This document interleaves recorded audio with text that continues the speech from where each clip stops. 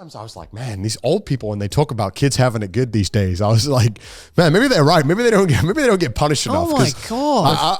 I think some kids go like their whole life in school thinking they just can't be punished. Because like clearly that's what must have happened. That's here. some fatherless behavior, bro. How the fuck did like these kids commit straight up crimes and think that like they'll just get a slap on the wrist? Parents, please beat your kids. Yo, we need more parents. TikTok, you know. We need more parents to beat their children. Just gonna say it. You need to have as a kid. You need to have that innate fear of the moment when you do something wrong, that absolute like cold sweat passes through your body. That you know when your parents are about to murder you. Yeah. And I would do that shit over like dropping a bowl. Yeah. So like we need to bring this back. I don't know if we stop doing it. I need to be straight up scared of doing anything wrong. Again. Yeah. That's why I'm so well behaved. Because every time I think about doing something bad, I can feel the glare of my father about to murder me. Yeah, and that's just like the environment I grew up in, and like that kind of discipline. I feel just parents. Look, I'm not going to teach parents how to parent. I just feel like such a boomer saying that. Like I feel like a boomer, but I feel like clearly. But I also feel like I'm right. People must not be getting disciplined. How does this happen? Okay, just say none of us are parents here. I'm about to fucking parent someone. Yeah. None of us are parents here. None of us are parents, but you know how we're going to be as parents. So future children, watch your ass.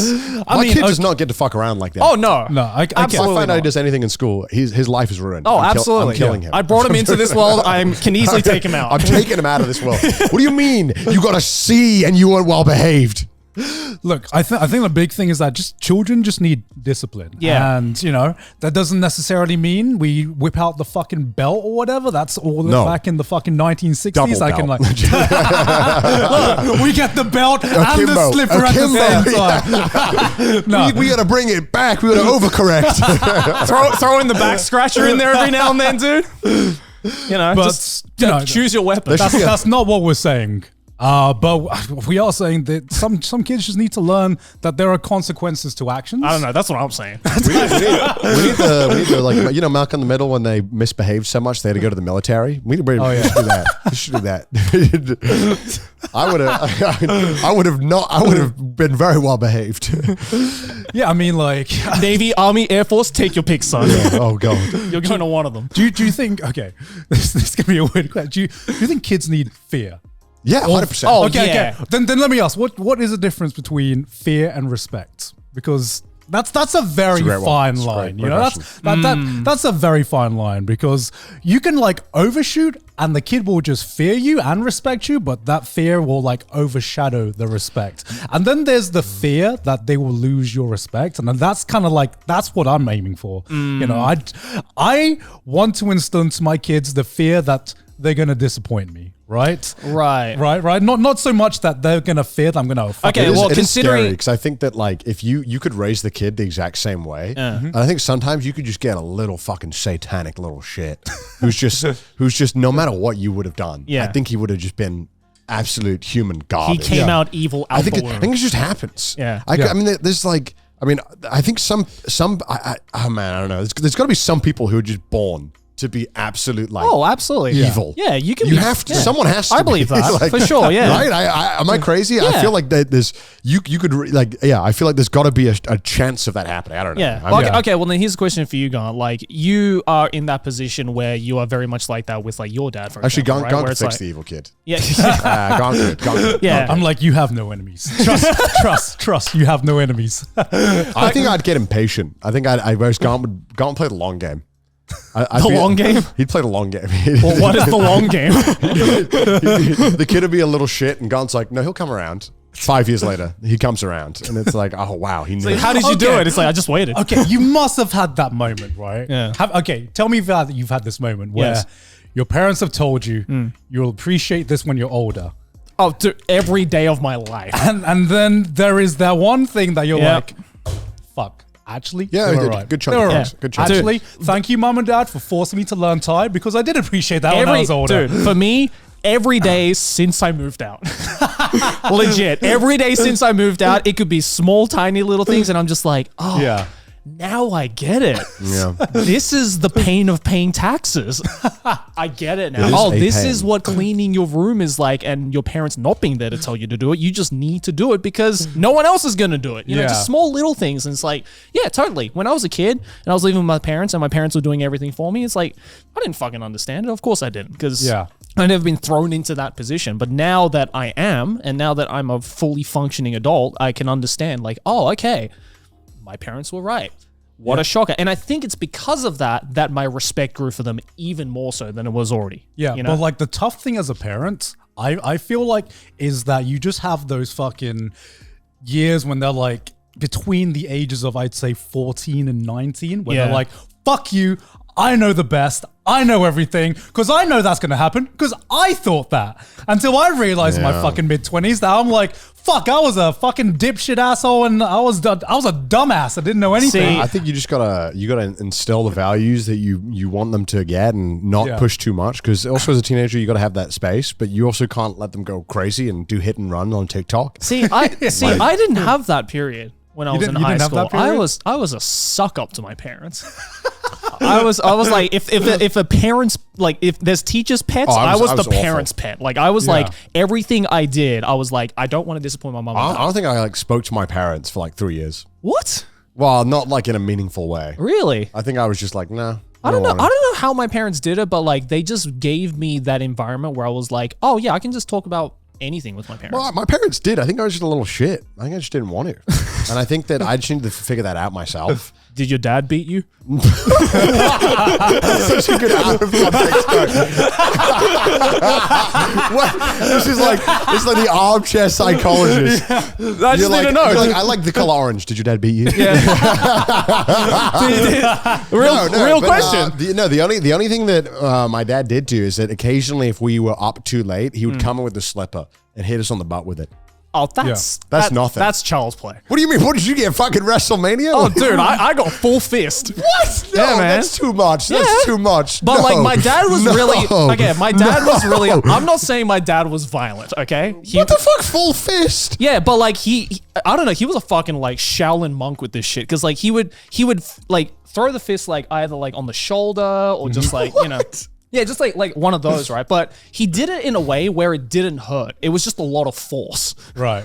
You know what I mean? So like when you punch him on the shoulder, like being like stopping a little shit like that, he would punch it in a way where it wouldn't like leave like a mark or anything, or like it wouldn't like hurt immediately, but it would push. That's so bad. But it would push me back, and that force is what scared me.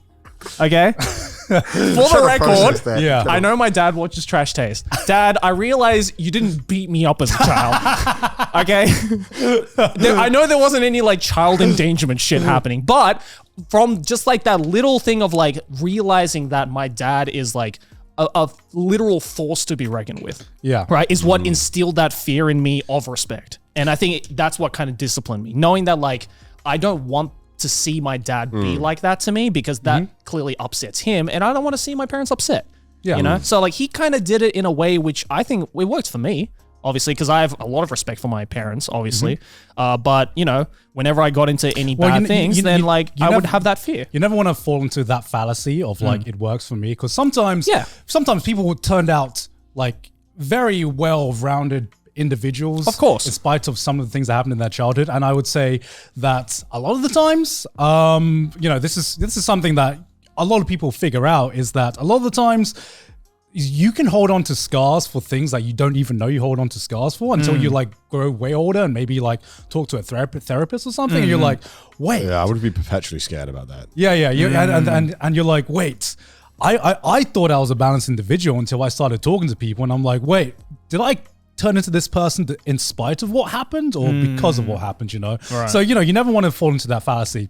No, of course. And that's kind of like that's the hard thing of what you have to try and figure out as you grow older, because what you want to do, or at least my life philosophy is, you know, as a kid, you're like, my parents are the best. My parents are superhuman. They're perfect. And then you realize as you grow older that, hey, they were just trying to be the best person they can be and learn from their parents. And when you realize that you're going to be that same person, you're going to try and take the good thing from your parents and try to learn from the mistakes that made as well.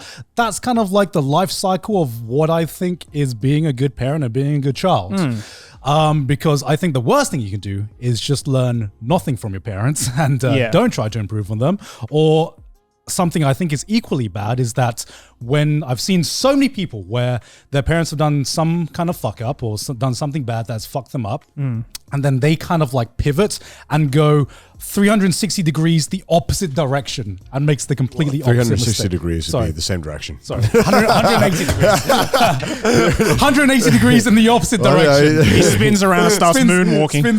Spins around. Yeah, because like for me, I remember the fear of disappointment was always greater for me as a person than the fear of like any kind of like, oh, I could get like a slap or something, or like, you know. Oh yeah. Yeah. To me, the threat of like, let's say like violence, not that really ever happened in my household, but like I was always more scared of disappointing my parents' expectations of me than I ever was. Like I think at some points I'd be like, I would prefer the instant gratification of just being like, you know, just come on, mom, just give me a slap on the wrist, please. Yeah, that's the instant gratification. Because like that's when I knew, for example, that like my parents were like actually like proper mad at me. Is the moment when they wouldn't resort to violence, when they would have what I like to call the silent disappointment. You know what I mean? Yeah. Like where like the quieter and more like calmer tone that they speak to me in signify to me immediately, oh, I'm actually in like deep shit right now. Like they're so angry that they can't even get angry at me. Yeah. My dad had this thing that we called the murder stare. Oh yeah, because there's three of us, three brothers. So we all had like we all knew, and if he gave you the stare, you were done. You were done. It was like Empress Hockey, just like It was like, oh, you're like, oh no, you knew it was gonna. My dad hated that. He hated that we called it that, but it felt like you were about to be murdered. It felt like that. My dad used to threaten me with fucking. It's so dumb. I don't know if I've talked about this on the podcast. When me and my sister were really young, I'm talking like less than 5 years old. Yeah. Whenever, because it only works. I don't think I remember anything below the age of 5. Okay, this is the one thing I remember because he used to say it all the time. Whenever we would like say something that like he didn't agree with, or like we would ask too much from him, my dad would say this one thing, which is, "Don't make me take you to the bridge." What? Wait. And that's all he had to say for us to be like, no, not the bridge. Because I don't know how it came up with it, but like in our dumb, less than 5-year-old childhood brains, we had envisioned this like really scary bridge where like if you cross it, you die or something. Or like if you cross it, something bad happens. The most Joey dad thing I've ever heard. And my dad, I think, overheard me and my sister talking about this. We maybe saw it in like a storybook or something. I don't know what it was. Maybe the 3 Billy Goats Gruff or some shit, you know. But like there was this like bridge we were like scared in, and I guess my dad overheard and he was like, perfect ammo. So then every time we were like, Dad, can you buy us like blah blah blah? Can you take us blah blah blah? He was just like, don't make me take you to the bridge. Go to the fucking bridge. Yeah, and then we were like, I'm sorry, don't take us to the bridge. I swear, please. Anything but the bridge. Please spare us, not the bridge. Your dad's very opportunistic man. Oh, my dad was smart as fuck with that. I'm using that on my kid. That's genius. That's genius. The bridge. That's genius because it's such an open threat that doesn't resolve anything because like or doesn't resort to anything because there is no bridge. But just saying you're gonna go to that bridge is the threat you need. Yeah, it's terrifying. Fucking hell. I still remember. Some people call it trauma. I call it good parenting. Dad's like, I'm gonna kill you. I'm gonna punch you. I'm gonna take you to the bridge. I'll do all of it. Jesus. Don't be a little shit. Oh my God. Oh my Lord. And look who it turned into. I became the man that my dad wished for. I think the one thing that my parents, I really am glad they did, is that they just showed an interest in most things I was doing, even if they didn't give a fuck, really. Like, but they would always show interest. And I think that's why maybe then I was scared to disappoint them because I knew they were genuinely interested. And so then if I did do bad in school, I'd go, I'm telling them like, I didn't do good in this. I'm sorry. And then they'd be like, well, no food. Sorry. No, I'm kidding. No, No food. no, I think, yeah, just I'm really grateful they showed. Honey, get the ball and chain. And it's hard. It's hard because like showing interest in. I think if a kid came to me and was like, "Man, my macaroni art was great," I'd be like, "Okay, I can do better." Yeah, I don't even know what the.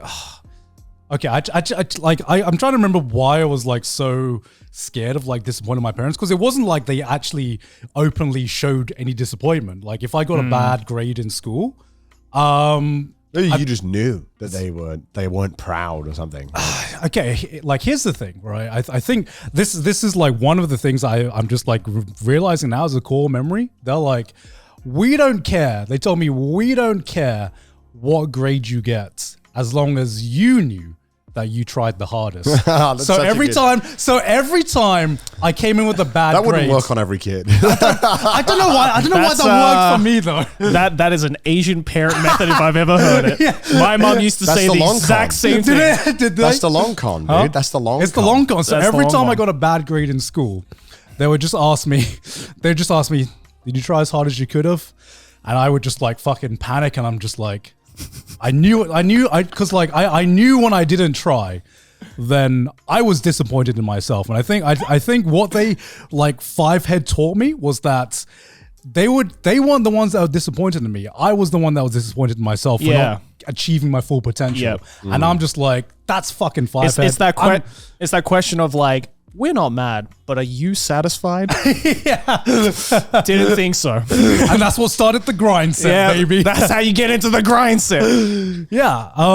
So like my parents did a lot of things right, I think. They, some things I hope to learn from them, and some things I would leave in their generation. See, I think that method as well, though, of like that making you realize whether you're satisfied with it or whether you're disappointed in the results that you made is not only a really good thing to like teach or instill into kids while they're still in school, but also like it's just great for like building up this like self-motivation mindset as an adult. Yeah. Because like you wake up in the morning and you're just constantly on that idea. Like, it's a double-edged sword, right? Like you'll obviously always have that like hunger to like strive for better, but there's also that double-edged sword of you're never going to be satisfied with where you currently are in life, right? So it's difficult like teetering on like whether that's a good thing or a bad thing. For some people, that's a really good thing. Like, for like people like us, for instance, who we obviously without us being motivated to do it, work isn't going to be done, money isn't going to be made. Yeah. But, for someone who's working in like an office job, that's not really a mindset that works.